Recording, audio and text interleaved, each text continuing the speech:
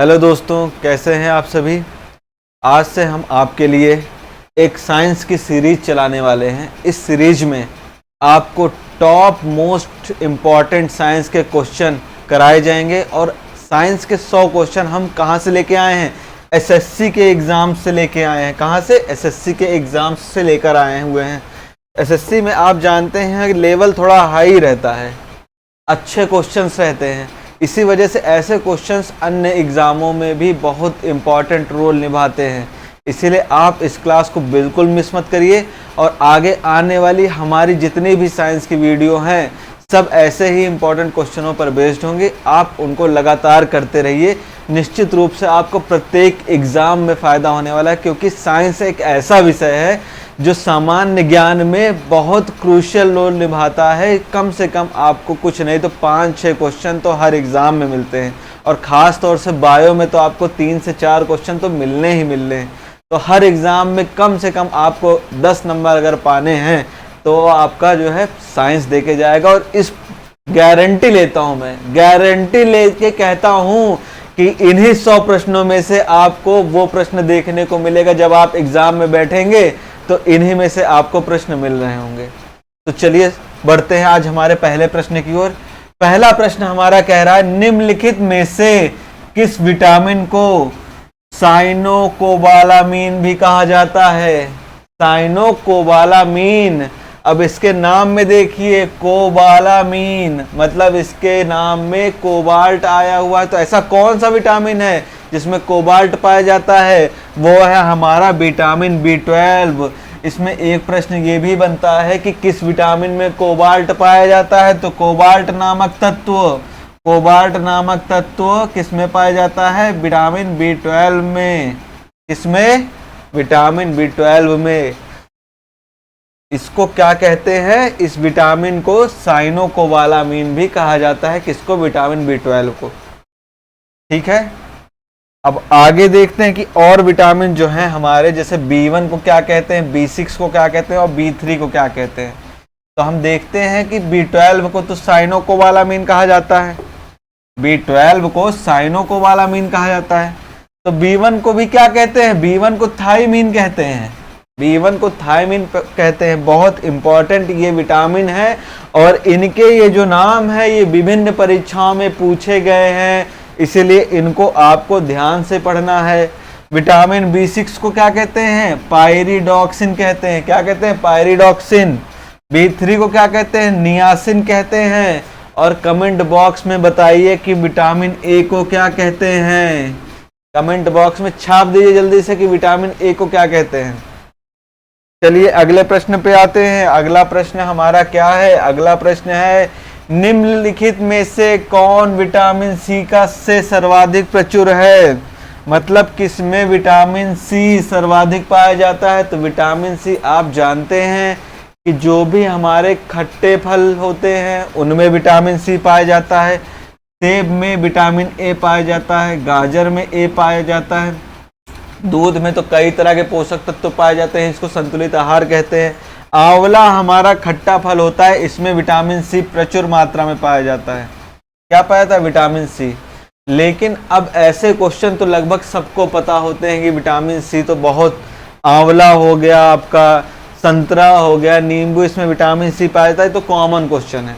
अब जो क्वेश्चन आते हैं उसमें पूछा जाता है कि 100 ग्राम आंवले में कितने ग्राम विटामिन C पाया जाएगा? कितने ग्राम पाया जाता है? ऐसे क्वेश्चन एग्जाम में अब आने लगे हैं बच्चों। तो 800 मिलीग्राम, इसको नोट कर लीजिएगा, 800 मिलीग्राम विटामिन C 100 ग्राम आंवला में पाया जाता है। समझ में आया? इस फैक्ट को नोट कर लीजिएगा। बहुत ही इंपॉर्टेंट आपकी ये क्लास होने वाली है। बहुत ही इंपॉर्टेंट प्रश्न लेकर मैं आपके पास आया हूँ। बहुत ही अच्छी किताबों से इन प्रश्नों को लिया गया है, इसीलिए आप बिल्कुल मिस मत करिएगा, इस क्लास को अंत तक देखिएगा। चलिए अगले प्रश्न पे आते हैं। अगला प्रश्न है हमारा, मानव शरीर धूप से विटामिन, कौन सी विटामिन का निर्माण करता है? कौन सी विटामिन का निर्माण करता है? धूप सुनते ही हमें विटामिन डी की याद आ जाती है। किसकी? विटामिन डी की। और बचपन में बहुत से बच्चों ने पढ़ा होगा कि विटामिन डी, धूप में विटामिन डी पाया जाता है। तो धूप में विटामिन डी नहीं पाया जाता है। विटामिन डी हमारा शरीर बनाता है। कौन बनाता है? हमारा शरीर बनाता है। किससे? धूप से। जिस प्रकार धूप से पौधे भोजन बनाते हैं, उसी तरह हमारा शरीर क्या बनाता है? विटामिन डी बनाता है। अब कमेंट बॉक्स में बताइए, विटामिन डी की कमी से कौन सा रोग होता है? विटामिन बी की कमी से बेरी रोग होता है। नोट करते जाइए, बेरी। विटामिन सी की कमी से स्कर्वी रोग होता है। और विटामिन ए की कमी से रतौंधी रोग होता है। कौन सा? रतौंधी। आपको बताना है कि विटामिन डी की कमी से कौन सा रोग होता है? सूखा रोग। क्या? सूखा रोग। इसे रिकेट्स भी कहते हैं। क्या कहते हैं? रिकेट्स भी कहते हैं। ये रोग किसकी कमी से होता है? विटामिन डी की कमी से। चलिए अगले प्रश्न पे आते हैं। अगला प्रश्न है हमारा, ध्यान से इसको पढ़िएगा। निम्नलिखित में से कौन एक वसा विलेय विटामिन है? मतलब वसा विलेय विटामिन हमें पता होना चाहिए। कौन सा है वसा में विलेय विटामिन? ए डी ई के, एडेक, ए डी ई के, ये वसा में विलेय विटामिन होते हैं। और बी और सी, बी तथा सी जल में विलेय विटामिन होते हैं। जल में विलेय। क्लियर है? आगे पढ़ते हैं। कौन सा एक वसा विलेय विटामिन है? वसा विलेय मैंने आपको बताया कि ADE के होते हैं। तो जो ADE के, विटामिन सी नहीं होगा, विटामिन बी नहीं होगा, या तो विटामिन के होगा या विटामिन ए होगा। इतना क्लियर है? मैथ की तरह साइंस को ही पढ़ना है। ऑप्शन को एलिमिनेट करके करेंगे। तो विटामिन सी, विटामिन बी हट गया, क्योंकि ये दोनों वसा में विलेय नहीं होते। वसा में विलेय होते हैं विटामिन ADE के। अब बचा हमारा के और विटामिन ए। आगे पढ़ते हैं प्रश्न में। जो रक्त का थक्का जमाने, हड्डियों का चयापचय एवं रक्त में कैल्शियम स्तर को नियंत्रित करने में एक महत्वपूर्ण भूमिका निभाता है, ऐसा कौन सा विटामिन है? ऐसा विटामिन है हमारा विटामिन के। विटामिन के ही रक्त का थक्का जमाने में सहायक होता है, क्योंकि विटामिन के की सहायता से एक प्रोटीन बनती है। विटामिन के की सहायता से एक प्रोटीन बनती है, जिसे क्या नाम है? जिसका क्या नाम है? उसका नाम है प्रोथ्रोम्बिन। क्या नाम है? प्रोथ्रोम्बिन। ये प्रोटीन विटामिन के की सहायता से बनती है। अगर विटामिन के की कमी हो जाती है तो ये प्रोटीन बननी बंद हो जाती है, जिससे रक्त का थक्का नहीं जमता है और हमारा रक्त निरंतर स्रावित होता रहता है। क्लियर है? चलिए आगे बढ़ते हैं। अगला प्रश्न है, पोषण के स्वपोषी रूप के लिए आवश्यक है। स्वपोषी क्या होता है? स्वपोषी मैंने आपको बताया हुआ है कि जो भोजन के लिए स्वयं पर निर्भर हो, किसी और पर ना निर्भर हो। अगर स्वयं पर निर्भर है तो उन्हें स्वपोषी कहेंगे, और अगर दूसरे पर निर्भर है तो उसे परपोषी कहेंगे। जैसे कि जीव जंतु स्वपोषी होते हैं कि परपोषी होते हैं? हम अपना भोजन कहाँ से प्राप्त करते हैं? पेड़ पौधों से। तो हम क्या हुए? परपोषी, क्योंकि हम पेड़ पौधों पर आश्रित हैं। और जो पेड़ पौधे हैं वो स्वपोषी होते हैं, क्योंकि उनको भोजन बनाने के लिए किसी और पर निर्भर नहीं रहना होता है, वो खुद भोजन बना लेते हैं, इसीलिए वो स्वपोषी होते हैं।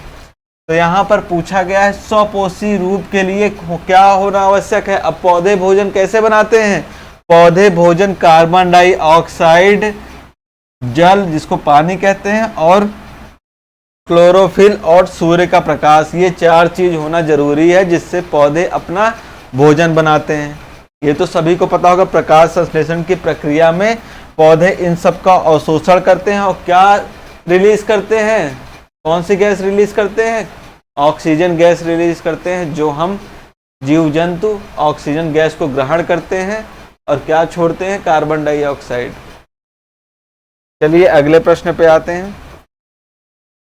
अगला प्रश्न हमारा है, ये देखिए सब एसएससी के प्रश्न आए हुए हैं। ये सब एसएससी के प्रश्न हैं और बहुत ही इंपॉर्टेंट प्रश्न है। इसमें क्या पूछा गया है? निम्न में से किस प्रकार के जीव में स्वपोषी अब मैंने बताया स्वपोषी, स्वपोषी आपको बताया हुआ है जो स्वयं अपना भोजन बनाते हैं, स्वपोषी पोषण पाया जाता है। अब किस जीव में पाया जाता है? अभी तक पौधों की बात हो रही थी, अब जीव पे आ गए। अब इनमें से किस जीव में स्वपोषी पोषण पाया जाता है? मतलब वो अपना भोजन स्वयं बनाते हैं, किसी और के ऊपर निर्भर नहीं रहते हैं। तो कवक आप देखते होंगे, कवक खाने के ऊपर कवक लग जाती है, मतलब वो खाने से अपना ग्रहण करते हैं भोजन। लेकिन जो जीवाणु होते हैं, जो जीवाणु बैक्टीरिया अपना भोजन स्वयं बनाते हैं, किसी अन्य पर निर्भर नहीं करते हैं। विषाणु हमारे अन्य पर निर्भर करते हैं। विषाणु जो है बाहर स्वतंत्र अवस्था में रहेंगे तो मृत रहेंगे, लेकिन जैसे ही शरीर के अंदर जाते हैं, जैसे शरीर के अंदर जाएंगे ये तुरंत एक्टिव हो जाएंगे, क्योंकि इनको भोजन पानी सब शरीर से मिलने लगता है। इसलिए विषाणु भी क्या होते हैं? परपोषी होते हैं। लेकिन जीवाणु क्या होंगे? जीवाणु हमारे स्वपोषी होंगे। क्लियर है? अगले प्रश्न पे आते हैं। अगला प्रश्न हमारा है, आमतौर पर प्रयोग किए जाने वाले विटामिन बी सम्मिश्रण मतलब कॉम्प्लेक्स, विटामिन बी कॉम्प्लेक्स में कितने विटामिन होते हैं? अब इसमें भी बहुत से बच्चे बहुत कंफ्यूज रहते हैं। ऑप्शन देखते ही 12 लगा के चले जाते हैं और घर आते हैं, जब मिलाते हैं तो एक नंबर कटवाते हैं और माइनस मार्किंग का 0.5 अलग से उड़वा देते हैं।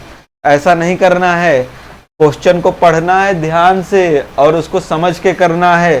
तो ये कह रहा है कि विटामिन बी कॉम्प्लेक्स में कितने विटामिन होते हैं, तो हमें पता है B1 से लेके B12 तक होता है, इसीलिए बच्चे 12 ऑप्शन देख के लगा के चले जाते हैं। लेकिन इसके अंदर कितने विटामिन होते हैं? इसके अंदर 8 विटामिन होते हैं। कौन कौन से? B1, B2, B3, उसके बाद B4 नहीं होता है, B5 होता है, B6 होगा, B7 होगा, उसके बाद B8 नहीं होगा, B9 होगा, B10, 11 नहीं होता, B12 होता है। कितने विटामिन होगा गिन लीजिए? 1, 2, 3, 4, 5, 6, 7 और 8। कितने विटामिन? 8। ऑप्शन नंबर ए हमारा राइट आंसर होगा।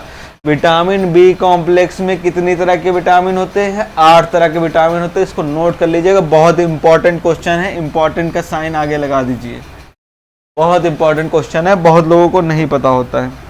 चलिए अगले प्रश्न पे आते हैं।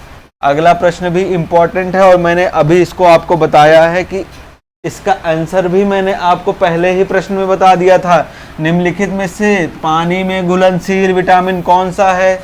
2 तरह के विटामिन होते हैं, एक जो जल में घुलनशील होते हैं, दूसरे वसा में घुलनशील होते हैं।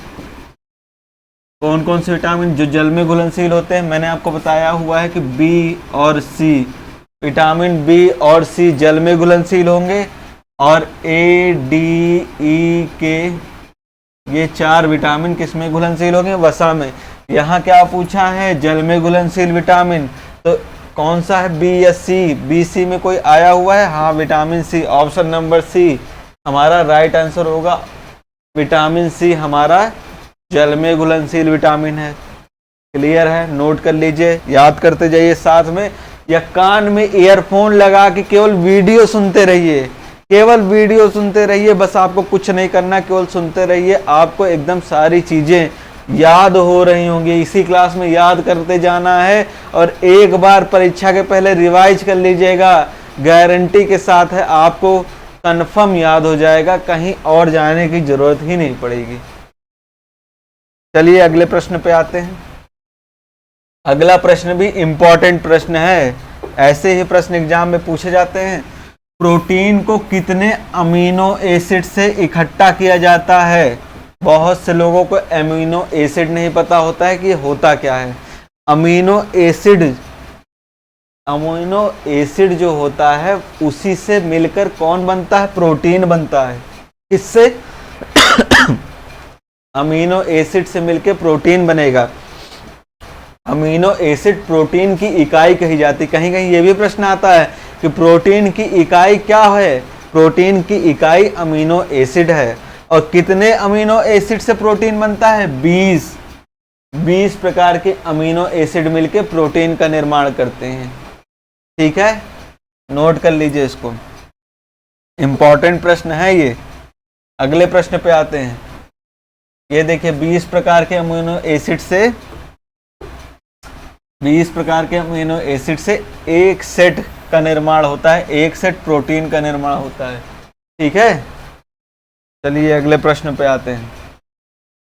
अगला प्रश्न क्या कह रहा है? अगला प्रश्न कह रहा है उस ऊतक का नाम बताइए जो एक पौधे के विभिन्न भागों में भोजन पहुंचाता है।